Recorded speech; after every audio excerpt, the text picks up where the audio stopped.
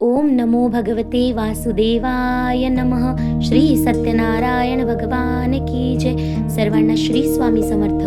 स्वामी महाराजांच्या कृपेने तुम्हा सर्वांना उत्तम आरोग्य आणि दीर्घायुष्य. आजच्या या व्हिडिओमध्ये आपण पाहणार आहोत श्री सत्यनारायण भगवानांची पौर्णिमेला संकल्पपूर्वक केल्या जाणाऱ्या व्रताविषयी माहिती.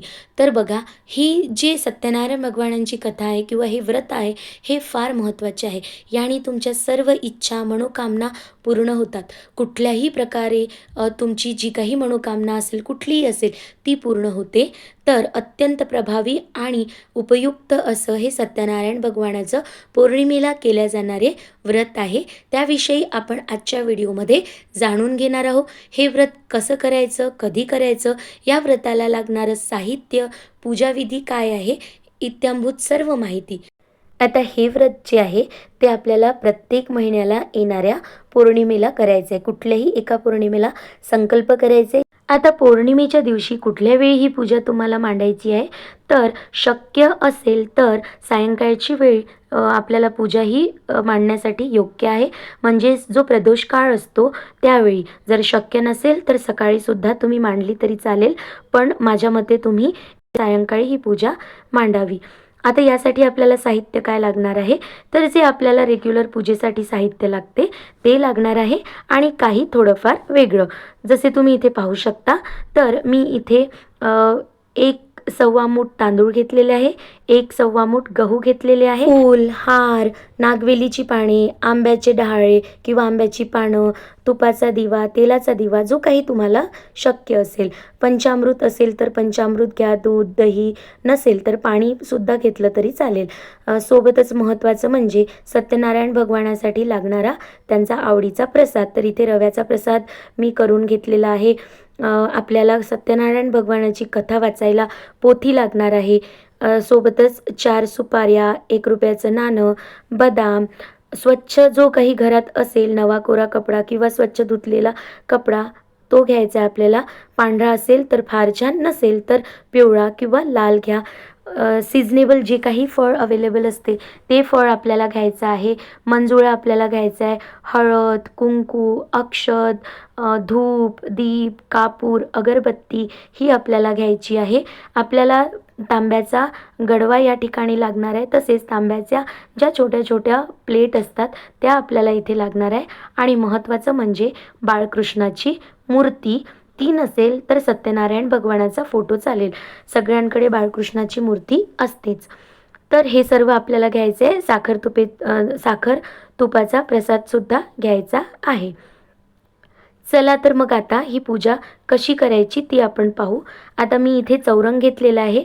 चौरंग ठेवण्याआधी जिथे आपल्याला पूजा मांडायची आहे ती जागा स्वच्छ करून घ्यायची. त्यावर स्वस्तिक काढून घ्यायचं. मध्यभागी चौरंग ठेवायचा. चौरंगाला आंब्याचे जे पानं असतात त्याचं तोरण करायचं किंवा ज्या आंब्याच्या डहाळ्या असतात त्या 4ही बाजूनी लावायच्या. त्याच्यावर स्वच्छ जो कापड घेतलेला आहे तो कापड आपण इथे घ्यायचा आहे आणि त्या कापडाच्या मध्यभागी आपण जी तांब्याची प्लेट घेतली त्यावर गव्हाची रास करायची आहे. त्यावर हळदी कुंकू टाकायचं आहे आणि तांब्या घ्यायचा आहे पाणी भरलेला. त्यावर इथे जे तुम्ही पाहत आहे समोर असं स्वस्तिक काढायचं आहे आणि स्वस्तिकाच्या दोन्ही बाजूनी उभ्या रेषा काढायच्या आहे. आता या गडव्यामध्ये तांब्यामध्ये आपल्याला 1 रुपयाचं नाणं, सुपारी, हळदी, कुंकू, अक्षत, फूल हे सर्व आपल्याला यात टाकायचं आहे. सोबतच यामध्ये आपल्याला नागवेलीची 5 पाने 5, 7, 9 अशा प्रकारात तुम्ही टाकू शकता. तर इथे पहा मी कशा पद्धतीने या तांब्यामध्ये हे सर्व साहित्य टाकत आहे. तर आता नागवेलीची पाने आपण इथे टाकणार आहोत. व्यवस्थितपणे या नागवेलीच्या पानांना आपल्याला इथे पाण्यामध्ये टाकायचं आहे. बघा, ह्या पानांनी काय होते असं म्हटलं जाते की आपण जी काही पूजा करतो तर यामध्ये जे आपण पानं ठेवतो किंवा नारळ ठेवतो तर पाण्याच्या आतमधून जी येणारी पॉझिटिव्ह एनर्जी आहे ती पानाच्या टोकापासून किंवा नारळाच्या टोकापासून, कुठल्या पूजेत आपण नारळ ठेवत असतो तर ती आपल्यापर्यंत पोहोचते. तर अशा पद्धतीने हे पानं मी अशी 5 पानं जी आहे इथे छान ठेवून घेत आहे. आता यावर काय करायचं आहे आपल्याला, तर जे छोटं तांब्याची प्लेट आपण घेतलेली आहे आता तांब्याची असेल तर घ्या, नाही तर जी काही तुमच्याकडे असेल ती स्टीलची प्लेटसुद्धा वापरू शकतात, कारण देव हा भक्तीचा भुकेला आहे.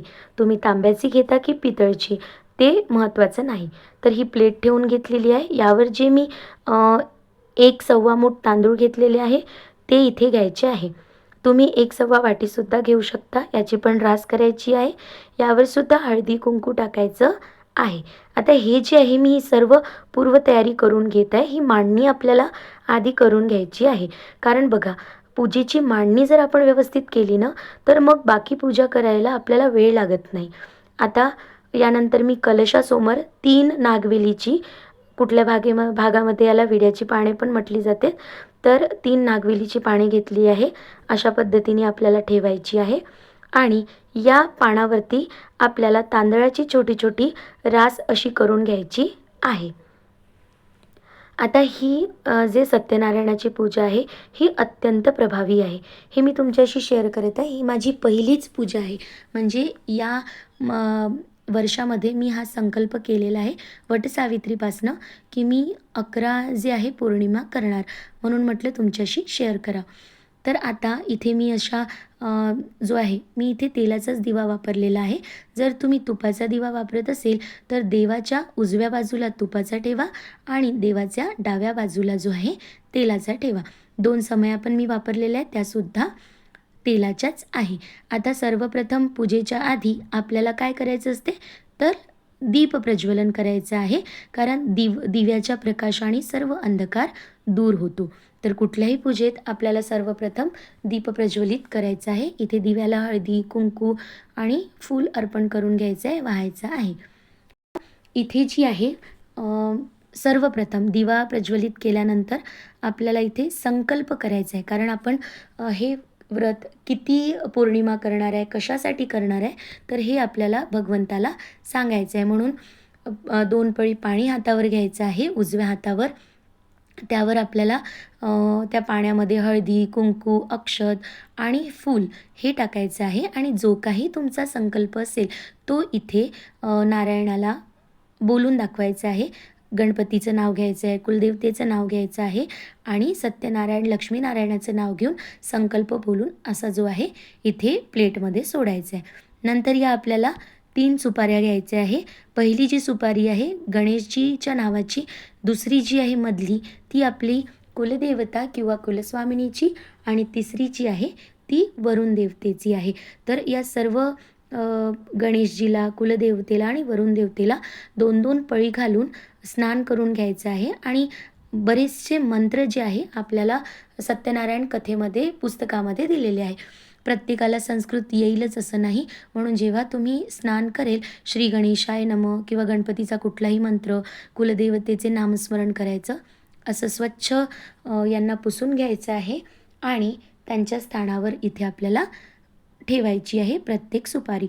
सर्वप्रथम गणपती, दुसऱ्या पानावरती आपल्याला कुलदेवता कुलस्वामिनी आणि तिसऱ्या पानावर आपल्याला इथे वरुण देवतेच्या नावाची सुपारी ठेवायची आहे. आणि हे सर्व म्हणता म्हणता आपल्याला जे काही स्तोत्र येत असेल, ओम नमो भगवते वासुदेवाय नमः किंवा गणपतीचा, असे स्तोत्र म्हणायचे आहे. हळदी कुंकू व्हायचं आहे. हळदी कुंकू समर्पयामी, अष्टगंध समर्पयामी, पुष्पम समर्पयामी, हे असं आपल्याला इथे म्हणायचं आहे. जर तुम्ही सत्यनारायण कथेमध्ये जर पाहाल तर तिथे तुम्हाला डिटेलमध्ये सर्व स्तोत्र मंत्र दिलेले आहेत. त्या पद्धतीने तुम्ही सुद्धा करू शकता. जसं मी म्हटलेलं आहे, भगवंत हा भक्तीचा भुकेला आहे, तर तुम्ही संस्कृत मंत्र नाही म्हटले तरी चालेल, फक्त भगवंताचं नामस्मरण जरी केलं तरी चालेल. तर इथे अशा प्रकारे हे मी लावून घेतलेलं आहे, हळदी कुंकू अर्पण केलेलं आहे, पुष्प अर्पण केलेलं आहे. आता यानंतर गणपतीला, कुलदेवतेला, वरुण देवतेला आपल्याला हळदी कुंकू पुष्प अर्पण झाल्यानंतर प्रत्येक गणेशजीसमोर, कुलदेवतेसमोर आणि वरुण देवतासमोर एक एक प्रसादासाठी जी आहे आपल्याला वाटी ठेवायची आहे. आणि जो आपण नारायणासाठी प्रसाद केलेला आहे सत्यनारायण भगवानांना, तो प्रसाद इथे नाही ठेवायचा आपल्याला, तर साखर तुपाचा नैवेद्य आपल्याला ठेवायचा आहे किंवा तुम्ही साखरसुद्धा ठेवू शकता. आता प्रसाद अर्पण करते वेळीचा मंत्र जो आहे तो पुस्तकात दिलेला आहे, पण मी इथे सरळ सरळ प्रसादम समर्पयामी हे म्हणत असते. आता इथे मी बाळकृष्णाची मूर्ती घेतलेली आहे. माझ्याकडे सत्यनारायण भगवानांचा फोटो नव्हता, तर बाळकृष्णाची मूर्ती आपल्याला एका इथे घ्यायची आहे प्लेटमध्ये तांब्याच्या.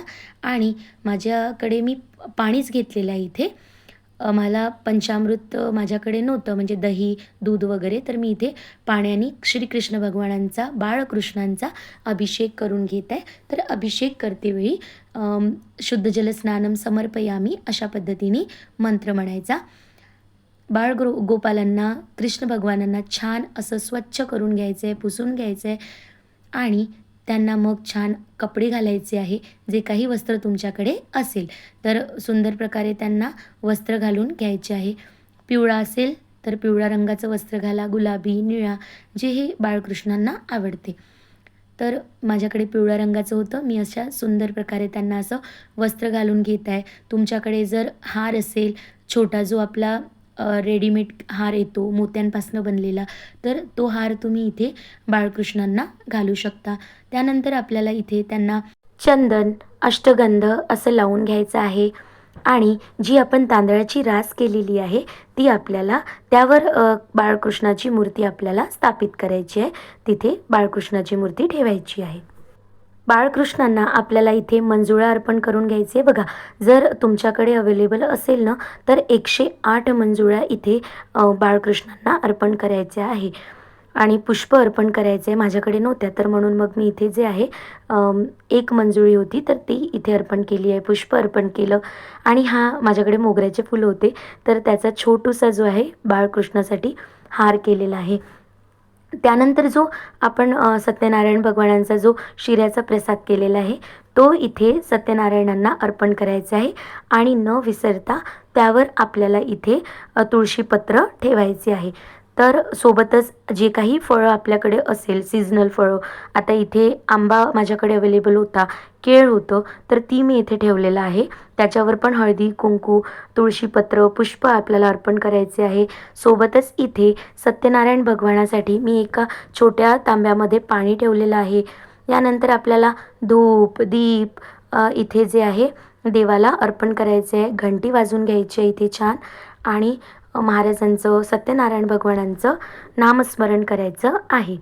आता जर पोथी असेल तुमच्याकडे, पोथी आवश्यक आहे, पण बऱ्याच जणांकडे नसेल, तर तुम्हाला जे आहे गुगलवरती किंवा यूट्यूबवरती सत्यनारायण भगवानांची कथा जी असते ती अवेलेबल असते. तर अशा पद्धतीने यामध्ये 5 अध्याय असतात आणि ते 5 अध्याय आपल्याला इथे वाचायचे असतात. तर चला मग मी हे 5 अध्याय वाचून घेते. सत्यनारायण भगवानांना पूजा नमस्कार केला, विनंती केली की मी जो काही संकल्प मनात धरून हे व्रत करत आहे तो पूर्ण करून घ्यावा. तर पोथी वाचायला घेतली. तुम्ही पाहू शकता अशा पद्धतीने आपली सुंदरशी पूजा जी आहे झालेली आहे. आणि कुठलंही व्रत तुम्ही घरी करा, मन प्रसन्न होते. कथा वाचणं झाल्यानंतर आपल्याला सत्यनारायण भगवानांची आरती म्हणून घ्यायची आहे. सर्वप्रथम आपल्याला गणेशाची आरती म्हणायची आहे, आपल्या कुलदेवतेची आरती म्हणायची आहे, सत्यनारायण भगवानांची आरती म्हणायची आहे आणि लक्ष्मी मातेची आरती म्हणायची आहे. तर आपण इथे आरती करून घ्यायची आहे. फुलवाती आपण इथे जी फुलवात घेतलेली आहे, मी ह्या घरीच बनवत असते. आपल्या यूट्यूब चॅनलवरती याचा व्हिडिओ आहे, फुलवाती घरी कशा बनवायच्या. तर आता इथे आपण सत्यनारायण भगवानाची आरती म्हणून घेऊया. तुम्ही पाहू शकता रांगोळ वगैरे मी इथे काढलेली आहे. तर तुम्ही पण चौरंगाच्या सभोवती पूर्ण छान सुंदर अशी रांगोळ काढून घेऊ शकता. तर अशा पद्धतीने आपल्याला ही प्रत्येक पौर्णिमेला श्री सत्यनारायण भगवानाची पूजा करायची आहे. जसं सुरुवातीला सांगितलं, संकल्प हा फक्त पहिल्या पौर्णिमेला करायचा, बाकी पौर्णिमेला करायचा नाही. आणि जो सत्यनारायण भगवानांचा प्रसाद आहे तो प्रसाद तुम्ही सर्व घरी जितकेही लोक असेल त्यांनी खायचा आहे. आणि प्रसाद कुठे सांडवायचा नाही, असाच वाया जाऊ द्यायचा नाही आणि कुणा दुसऱ्याला द्यायचा नाही. पण पूजेच्या वेळी जर कोणी आलं तर त्याला नक्की हा सत्यनारायण भगवानांचा प्रसाद द्यावा, कारण त्यांच्या रूपात तुमच्याकडे श्री सत्यनारायणच आलेले असतात.